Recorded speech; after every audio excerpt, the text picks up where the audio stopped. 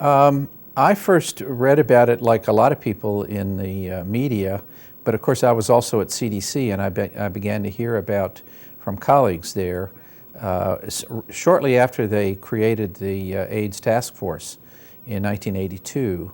I began to hear about this lymphadenopathy syndrome, and I began then to follow some of the investigations that CDC launched in that time. Were you ever part of the AIDS task force? I was not part of the AIDS task force, no. Okay. Now, before HIV was identified as the cause of AIDS, multiple hypotheses were put forward. What was your initial thoughts? Well, I always thought that it was an infectious disease because of even the earliest patterns of transmission. And in fact, some of the early work in my laboratory, because even though I wasn't part of the AIDS task force, we actually were involved in some of the early efforts to look for an etiology, because I was running the hemorrhagic fever laboratory, the high security level 4 laboratory at CDC. So we pitched in with, like a lot of laboratories did at CDC, to try to look at, to see if we could see what the etiology might be. And I think most of us at that time were fairly convinced it was an infectious agent, probably a virus, because it was so difficult to identify. And when did you first hear about AIDS in Africa? That was in 1983, and I was at a meeting, it was in June, and I was a meeting of viral hemorrhagic fevers.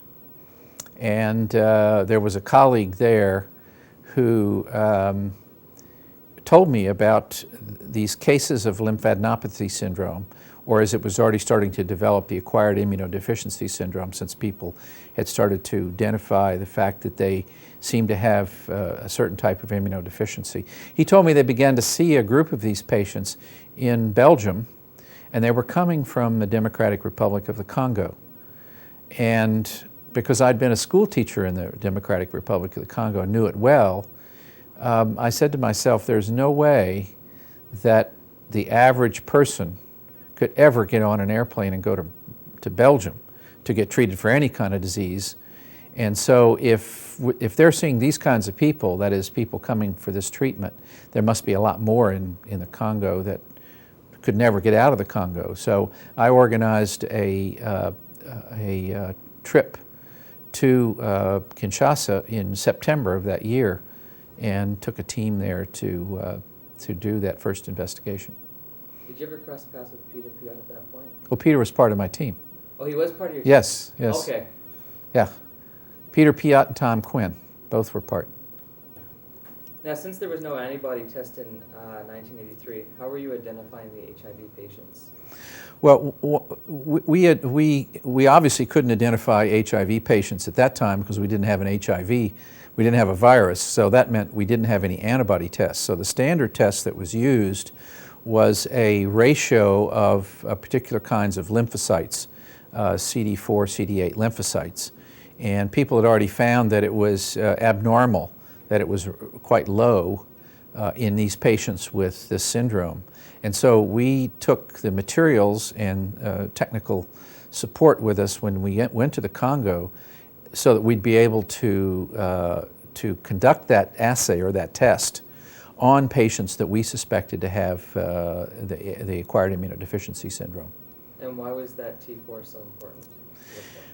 Well, nobody knew at that time, except it seemed to be fairly clear that somehow and for some reason these CD4 cells seem to be destroyed by the disease. Now, we understand a lot more today because it's 25 years or more now since we discovered the virus, or about nearly 25 years since we discovered the virus. So we know a lot, we understand a lot more about how that happens. At that time, we just realized that there was clearly what seemed to be a destruction of these CD4 cells. And in fact, the technology to do this was relatively new.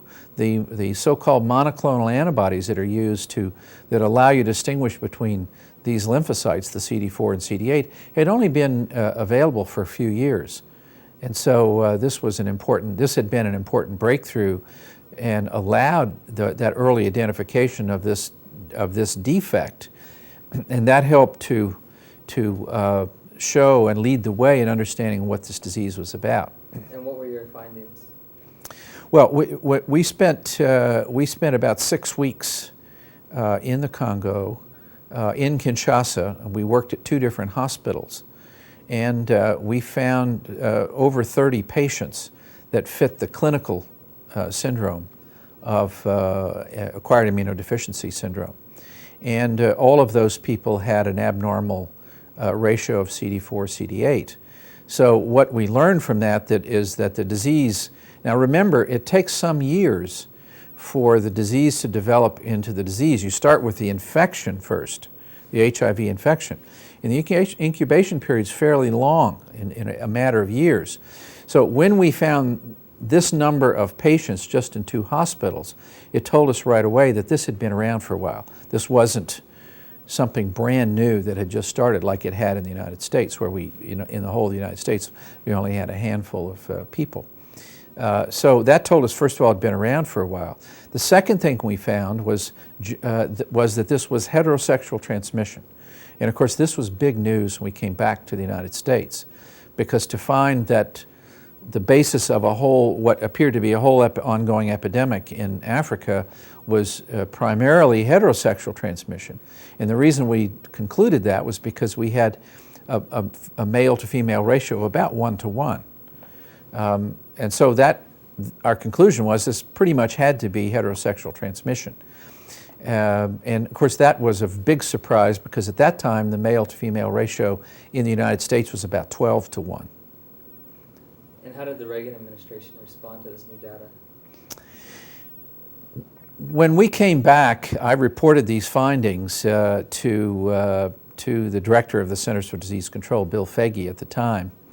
And he was so struck by this because of the evidence of heterosexual transmission, and obviously the importance of this given how much we had found. Oh, I should mention one other thing that we found when we were in the Congo, and that is that the risk of this disease was very much tied to the number of sexual partners, very similar to what had already been reported in the United States in the gay community, but we found it in the heterosexual community. And this also suggested, again, a sexually transmitted disease, which everybody, I think, was pretty persuaded that that was the case. However, the ongoing kind of belief, if you will, particularly in the Reagan administration, was this was a gay men's problem, and it wasn't something that you were going to see in the general population. So when we came back and I told Dr. Foege about this finding, he collected a group of people, including Jim Curran and some others, and we got on the telephone. We didn't have video conferencing ability in those days, so we got on the telephone with the Assistant Secretary for Health, and it was a guy named Ed Brent, and I reported to him what we found. And it was fascinating because his first response was, "I don't believe it." And so I remember the response in the group that I was in was kind of jaws dropping open and saying, "What is there not to believe? Here's the evidence." And so he said, "Well, maybe it's mosquito-borne." And we said, "Well, sir, in the African setting at least, children are bitten far more by mosquitoes than adults. And we don't see that much disease in children. We found a few children, but nothing like what we found in the adult population. And the fact that there was the number of sexual contacts was a clear risk factor also supported this finding. So he still maintained that he didn't believe it. There must be, as he said, another explanation. So the initial response was, and this was already early November, late October of 1983, the response was, "I don't believe it."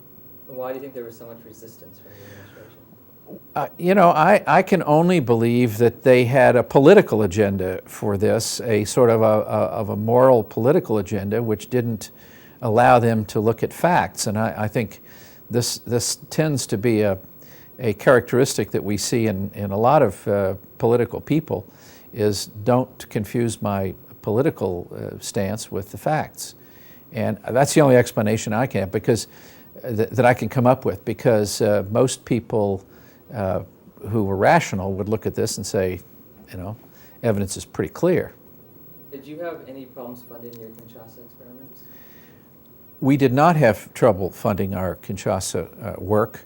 And in fact, it turns out that NIH was also very anxious to play a part in this. And so we ended up setting up really what turned out to be a tripartite setup where the primary epidemiologic work and the overall direction of the program was under the responsibility of the CDC.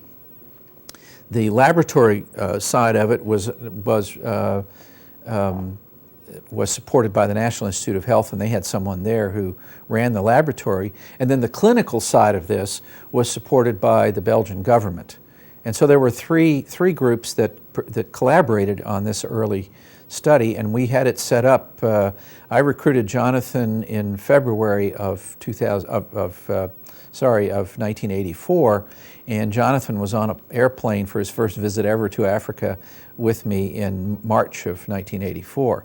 And by the time we got him some training, because he hadn't been working with this disease, he was out there and working by May of 1984. So it was a fairly rapid response, and I think that's an illustration of the fact that CDC did not wait, and they didn't ask for permission from the White House or from the administration to go ahead and set up what clearly was an important response to this early evidence of an epidemic in Africa. Would you say this is the first time that these interagencies came together with foreign agencies to try and combat infectious disease? You know, there probably were some earlier efforts, but it was certainly the first one that I was aware of, and I suspect it was the first one at such a high profile, at such a high level, where they actually put quite a lot of money into it too, because there was no laboratory that you would call a laboratory at the Mamiema Hospital where we established the program. And in fact, we had to go in and do a lot of renovation of part of the hospital there in order to set up the program. Can you give me an overall summary of the Kinshasa experiments and what you revealed from those? Well, what we wanted to understand was how big was the problem in Kinshasa? What were the risk factors? Were there risk factors that we hadn't detected? We saw in that early investigation the presence of number of sexual partners, just like that had been reported by that time in the U.S. As an important risk factor. But we wanted to understand, since this was heterosexual transmission, we needed to understand more about what was the risk of partner-to-partner transmission when one partner had the disease and the other didn't. We wanted to understand how you might prevent that transmission. We wanted to understand what were the dynamics that we would have to understand to have a broader public education and prevention program. We didn't really know what kinds of messages or what kind of educational programs might be required to get started for a prevention program in that part of the world. So the purpose of this was obviously on the one side, was to conduct research to try to better understand the nature of the epidemic and all that, but it was to use that information as a way of better focusing the intervention programs, which the government was anxious to start. There was one interesting aspect about this in the very first investigation.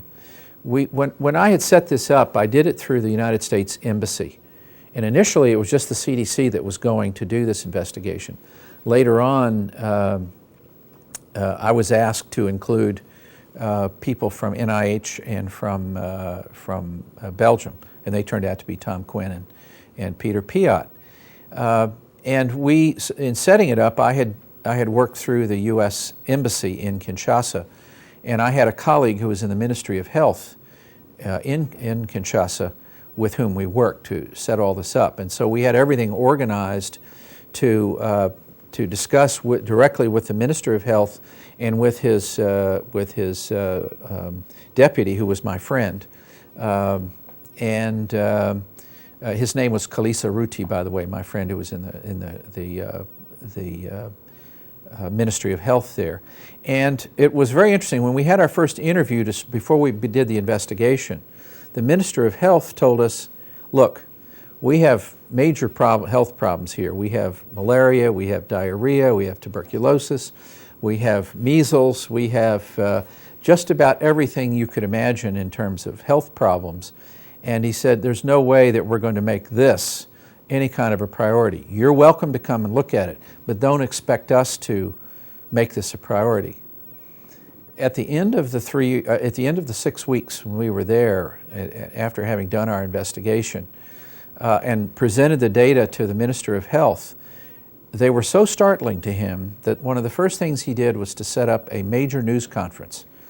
And we then conducted, in particular Peter Piot and I, because we were both French speakers, were able to participate in directly in that news conference. It was held right there in one of the rooms, large rooms at the Mamiema Hospital, and it was really the first news conference, I would imagine, on the continent where we actually answered questions of reporters and discussed this disease based on what we knew at that time.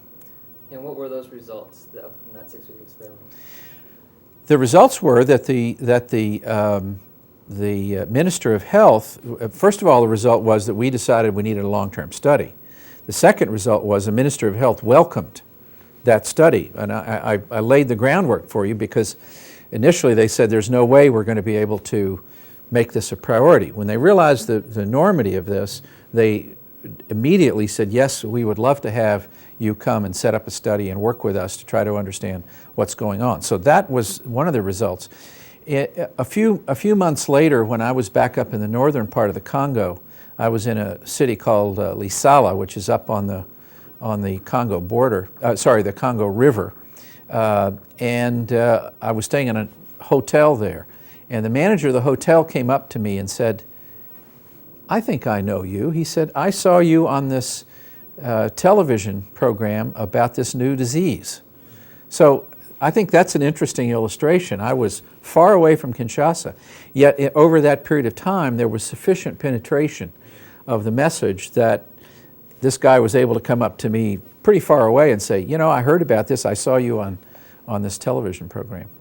Why in your mind then do you think that, or how I guess, did it break out in homosexual communities in developed countries like the US, Canada, England, Australia, but yet it was primarily focused in the heterosexual populations in Africa?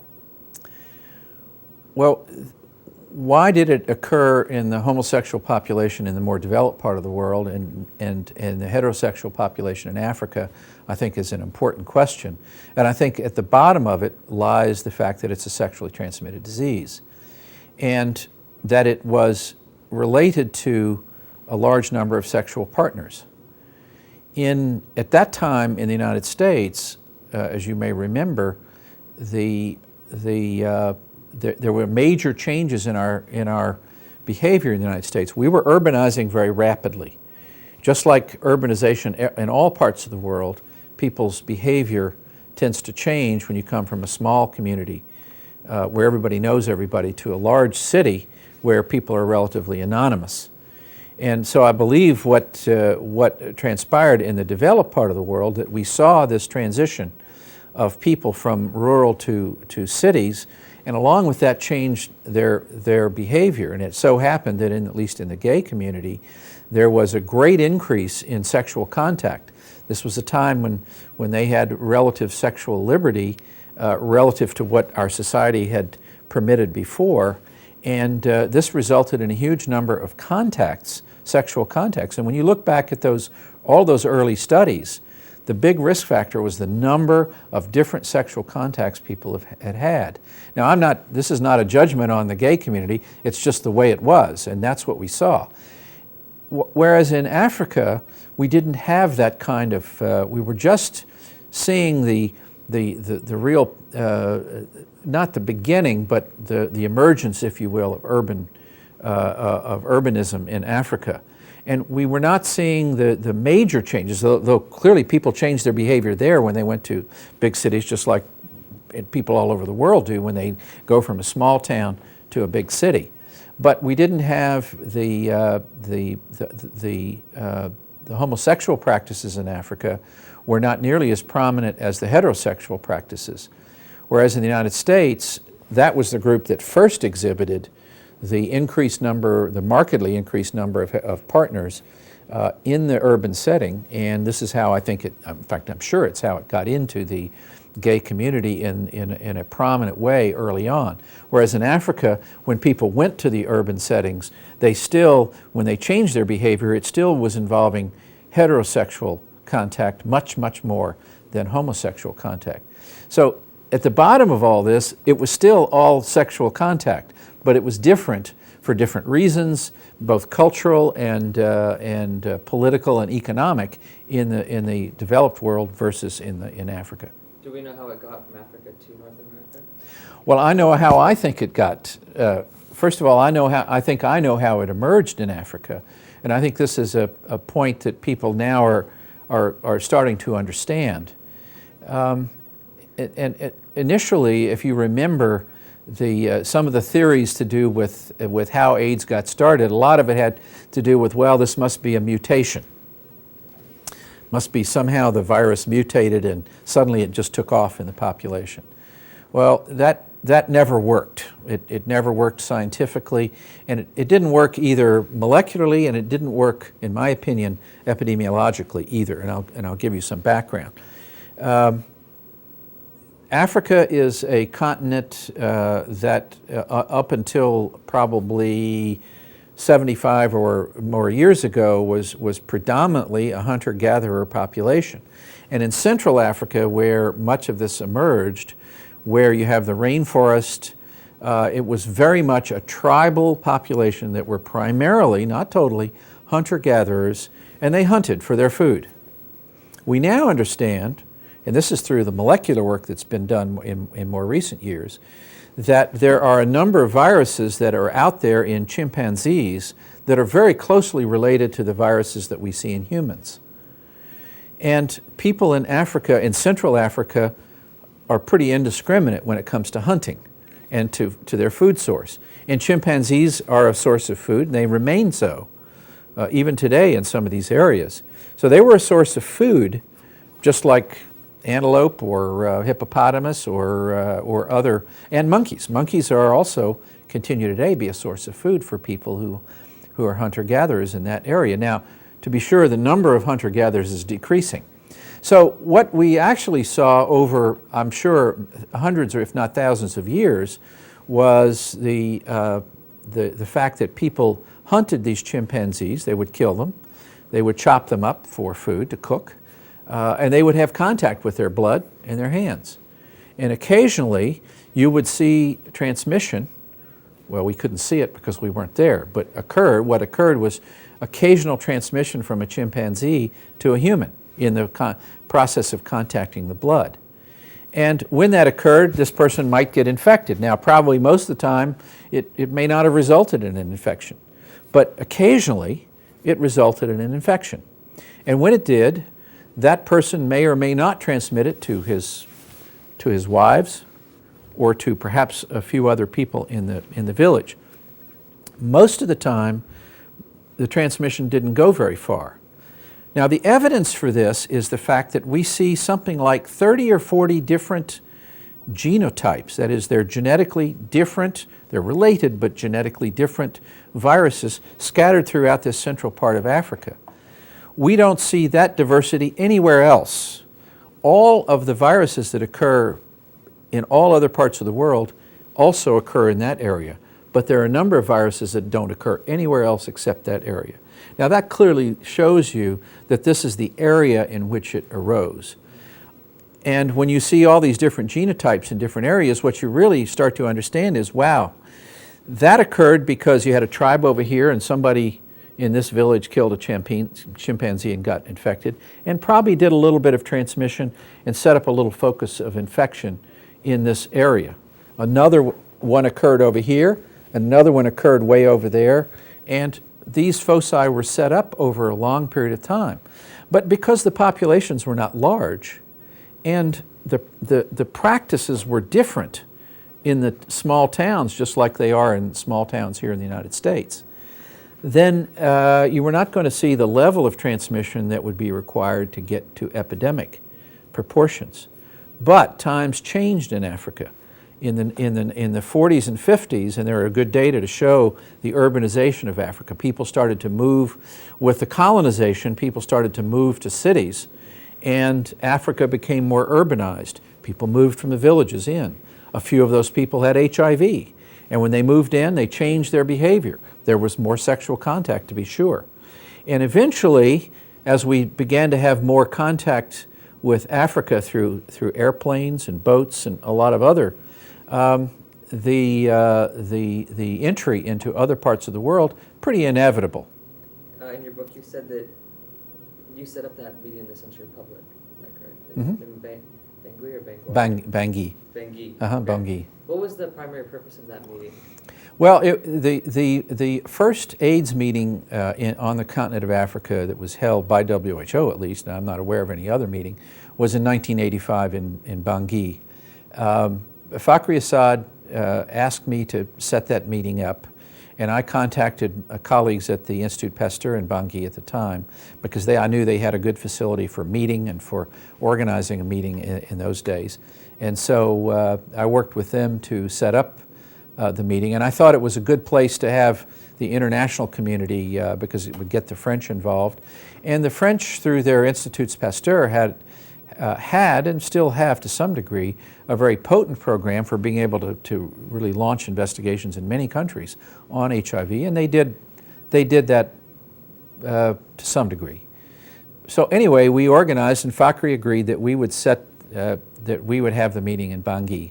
And at that time, Luc Montagnier was involved, and he had already become very well known. So he and his colleagues helped to set up, although he didn't attend the meeting.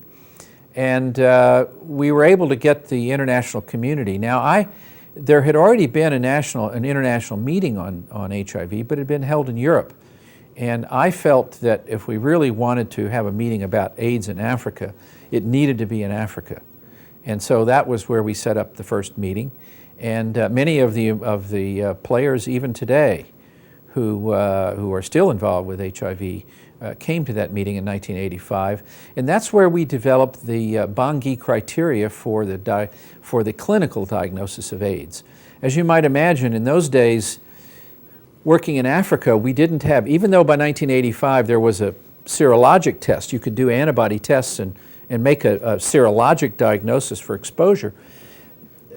Most of Africa didn't have access to this. Was new, and they didn't have access to it. So how are we going to count cases? What were the criteria? And one of the things that we did in that meeting was to sit down and hash out the so-called Bangui criteria for the diagnosis of AIDS in Africa. And that's been used for literally since then as a set of criteria, clinical criteria for being able to diagnose AIDS. And that helped in the overall effort to count cases, because we needed to know what was the impact of the epidemic. So one of the things that came out of that, in addition to some collaborations and other things that happened, were these clinical criteria for the diagnosis of AIDS. Yeah, I noticed in your book you said that was your main point to come up with. Right. With that, Right. that clinical criteria. Right. Mm-hmm. Can you just briefly explain how does the Bangui definition work? Like how is it applied in terms of medicine? Well, it's set up so that weight loss, and I must tell you, it's been over 20 years, and I probably can't cite every single one of the criteria, but the idea was to say, what would be a simple way for a clinician to look at a patient and be reasonably sure that they have AIDS? And one of them clearly was prolonged weight loss, an opportunistic, some kind of, and for there it was either TB or a fungus infection that was going to be obvious, that didn't require a laboratory to investigate it. And there probably were a couple of other criteria that were perhaps a little bit more minor that were involved. But the purpose of it, the principle was, how can you provide simple clinical criteria that you don't need a laboratory, you don't need a microscope, you don't need that a doctor can look at a patient and say that this patient likely has AIDS. And that was the purpose of it. And among the major criteria was a severe weight loss and a evidence of some kind of opportunistic infection, fungus infection of the mouth, for example, or TB. Those were the major criteria for AIDS. No, was it the technology was new, or the blood tests were just too expensive for African? Well, the technology was new, and it hadn't even really been developed commercially. There were only a few places that made a little bit of material, so it hadn't been developed commercially, which means it was very expensive, and it simply, just the fact that it was not available meant it was very expensive, and there were no facilities, and I mean you have to have a certain facility to be able to put the instrument, and you have to have technical people who can run the instrument to do the test. Nowadays we have dipsticks and many things, but at that time it had to be a machine, and we had to run a test in a certain way, and it was quite tricky actually. And there were some big mistakes made in the early days of testing for AIDS because people didn't understand the limitations of the test. So it was a fairly tricky test to do. And for all those reasons, it really wasn't feasible to get it started right away. And yet we needed criteria that were immediately available to clinicians and for public health people to be able to get some estimate of the number of cases they were seeing. What kind of big mistakes were made in early testing? Well, this gets very technical, but the mistakes that were made is that people thought you could do the test with a single sort of control, that is a negative control, when in fact what you really had to do was to use each person's serum in Africa. Now this worked well, you didn't need all these controls in other parts of the country, in other parts of the globe, but in Africa, probably because people are exposed to so many parasites and so many different infections, they tend to have a lot of background in their serum that made this test falsely positive. And so there were some instances where people found, for example, there was one study where people examined blood from a group of children in the Congo and found 60% of them had antibodies to AIDS. This was actually published. And it was because they didn't understand the limits of the test, and they hadn't used the proper controls, and so they way overestimated, and there were some other papers like that, and they had to be withdrawn eventually. But you can see that it created a lot of confusion because of that. I'm sorry, what do you mean by estimates? I don't know.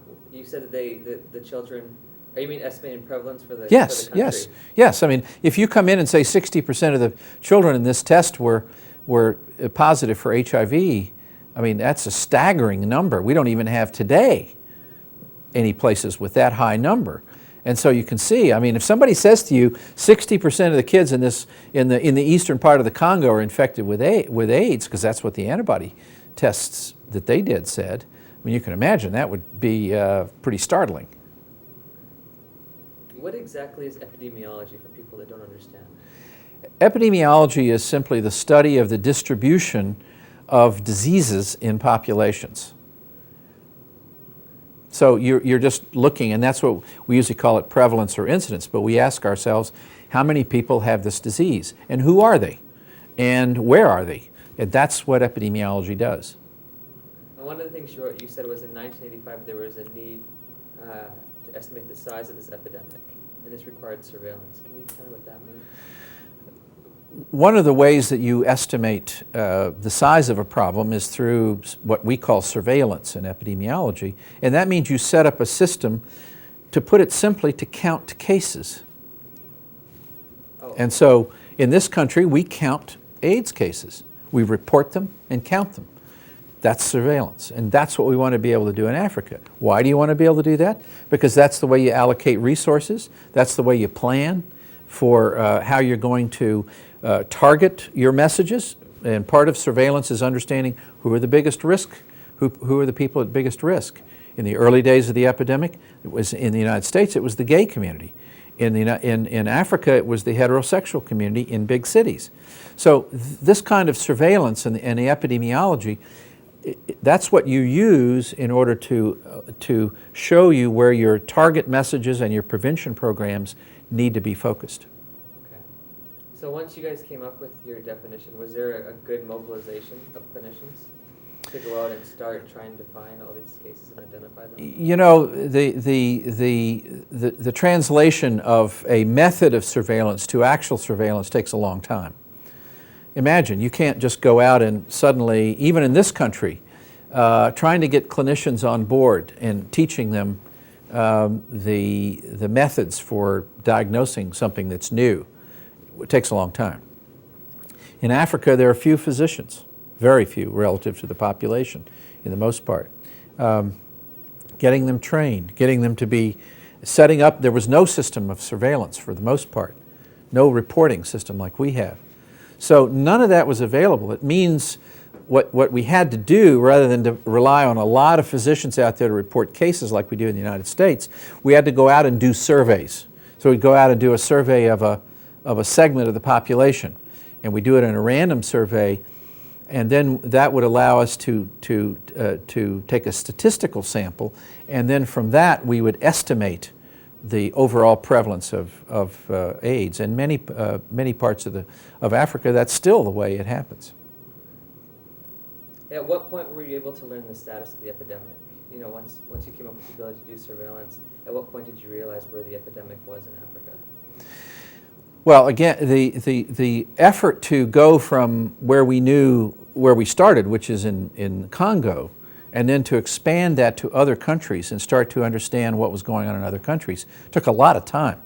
I mean, that was one of the first efforts that WHO set up, was to do an assessment in each country. That meant you had to go in with some forms that you would go out and fill out, survey forms. You'd go out and do a survey, and you'd bring people in, and you'd hire a group of people, train them, and then set up to do the survey out in some population, often in big cities in various countries, in order to estimate what was the prevalence both of AIDS, the disease, and later when we could do more testing of HIV itself. So the ways that we had of estimating this were to do these surveys, because there was no way we were going to set up countrywide surveillance throughout Africa. I mean, that was just not going to happen. So we had to do it through these surveys, and so the WHO set up to start this series of surveys, and what they did was to set up a short-term and a process for having a short-term plan and a long-term plan. So the short-term plan was like 1 or 2 years, then a longer-term plan was for 5 years. And the short-term plan was to set up methods of measuring the size of the problem and estimating who was at biggest risk. The longer-term plan had to do with preparation of messages and starting an education program that would help in the effort for prevention. More and more antiretrovirals are finding their way to Africa today. Before PEPFAR, though, and other global fund programs, how were patients in the third world treated when they were diagnosed with AIDS? The early efforts at treating AIDS in Africa were very, very limited. And the reason is because, first of all, of course, we had no drugs anywhere to treat AIDS itself. And secondly, while we could treat the opportunistic infections and these problems that arose in the developed world, often in AIDS patients in Africa, they didn't even have access to medical care to treat their opportunistic infections. That is, the infections that were treatable, tuberculosis, certain fungal diseases, other infections that were actually treatable. We didn't even, often they didn't even have a way to diagnose them, much less treat them. So I must tell you that for the most part, people were simply, I mean, you would do as much as you could, but for the most part, people just were left to die. Do you have any comment on the black market where people market AIDS medication, though it's usually like an aspirin with some kind of other narcotics? One of the big problems in Africa is fake medicine and putting these things on the market, the black market, as you indicated, for medications. When I was doing an investigation of Lassa fever in Nigeria back in the late 80s, one of the things that we came across was this pink syrup that was supposed to be the medication for malaria for children. And it turns out that a lot of the medication that was put on the market was just pink sugar water, and there was nothing in it, and yet it was being marketed to treat malaria. And this is a constant problem in any country where you don't have tight control over drugs and their use in the population. And Africa is a continent where there's almost no control. So the black market, where people can peddle anything that's milky, water, anything as treatment, is a dangerous situation. And I'm afraid that's a big problem in a population where people are not well educated and don't really understand the nature of drugs and the importance of having the right drug that's a good quality. So this is a big issue that countries are going to have to deal with, and I think the WHO, I'm sure WHO understands this problem. It's one thing to understand it, it's another thing to have an effective approach to trying to do something about it. And it's difficult for WHO as an organization to do something about it. It's really something that has to be done at the level of African countries. You know, it would probably be a toss-up between Sierra Leone and Liberia because of the wars there. Mm-hmm. With Malawi probably, you know, pretty close on their heels.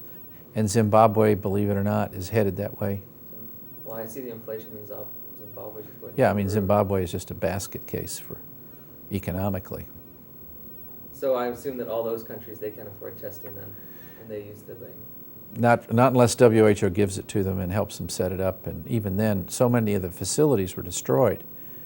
I mean, in Liberia, the last time I was in Liberia, there was almost nothing left. We traveled all the way up to the border, and there was almost nothing left. So,